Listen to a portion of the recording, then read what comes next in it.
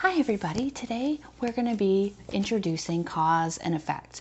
Now cause and effect, it's a cause is something that happens, and effect is an event that happens as a result. So we're going to read a story that has a lot of causes and effects in it, and it's one of my favorite stories. So while we're reading this, I want you to think about all the different causes and effects that happened to Alexander and the Terrible, Horrible, No Good, Very Bad Day by Judith Viorst.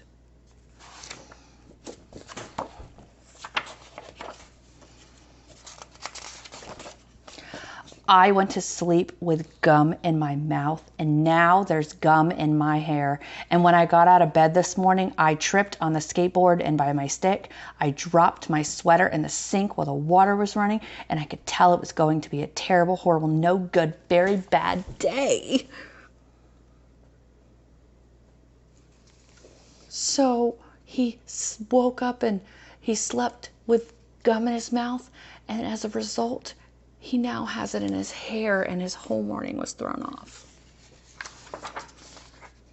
At breakfast, Anthony found a Corvette Stingray car kit in his breakfast cereal box, and Nick found a junior undercover agent code ring in his breakfast cereal box.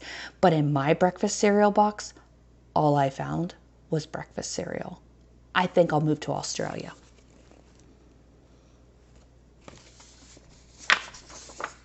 In the carpool, Mrs. Gibson let Becky have a seat by the window. Audrey and Elliot got seats by the window too. I said I was being scrunched. I said I was being smushed. I said if I don't get a seat by the window, I'm going to be car sick. No one even answered. I could tell it was going to be a terrible, horrible, no good, very bad day.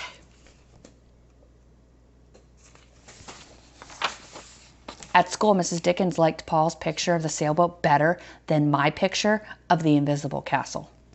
At singing time, she said I sang too loud. At counting time, she said I left out 16. Who needs 16?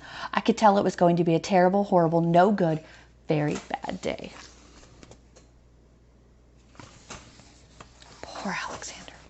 I could tell because Paul said I wasn't his best friend anymore. He said that Philip Parker was his best friend, and that Albert Moyo was his next best friend, and that I was only his third best friend. I hope you sit on a tack, I said to Paul. I hope that next time you get a double-decker strawberry ice cream cone, that the ice cream part falls off the cone part and lands in Australia. He is grumpy. Whew. There were 2 cupcakes in Philip Parker's lunch bag, and Albert got a Hershey bar with almonds, and Paul's mother gave him a piece of Jelly Roll that had little coconut sprinkles on the top. And guess whose mother forgot to put in dessert? It was a terrible, horrible, no good, very bad day. That's what it was, because after school my mom took us all to the dentist, and Dr. Fields found a cavity just in me. Come back next week and I'll fix it, said Dr. Fields. Next week, I said, I'm going to Australia.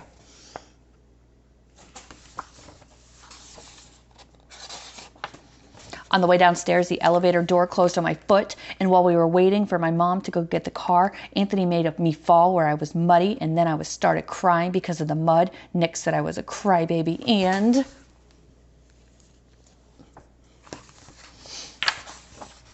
while I was punching Nick for saying crybaby, my mom came back with the car and scolded at me for being muddy and fighting. I am having a terrible, horrible, no good, very bad day, I told everybody. No one even answered. So it looked like he was the one causing the trouble, not his brothers. That's what Mom saw. So then we went to the shoe store to buy some sneakers, and Anthony chose white ones with blue stripes. Nick chose red ones with white stripes, and I chose blue ones with red stripes. But then the shoe man said, we're all sold out. They made me buy plain old white ones, but they can't make me wear them.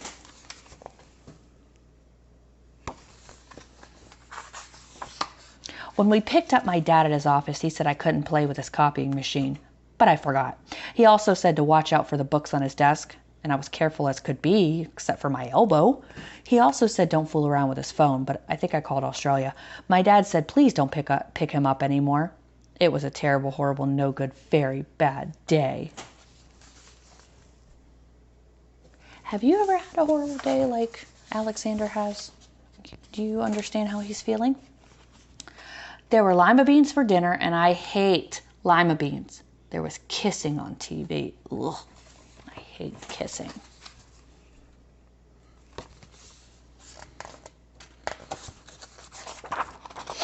My bath was too hot. I got soap in my eyes. My marble went down the drain, and I had to wear my railroad train pajamas.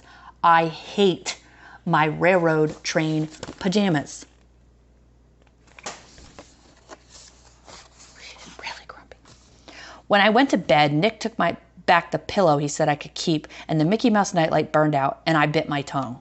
The cat wants to sleep with Anthony, not with me. It's been a horrible, terrible, horrible, no good, very bad day. My mom says some days are like that. His mom's very right. Even in Australia. So in our discussion, I want you to think of one thing that happened, that's our cause, and something that happened as a result. For example, let's see here. Let's look through here. He said he was going to get car sick if he didn't go by a window. So the cause would be not going by a window, and the effect would be getting car sick. So let's think of an idea of a cause and effect, and we'll put it in the discussion below.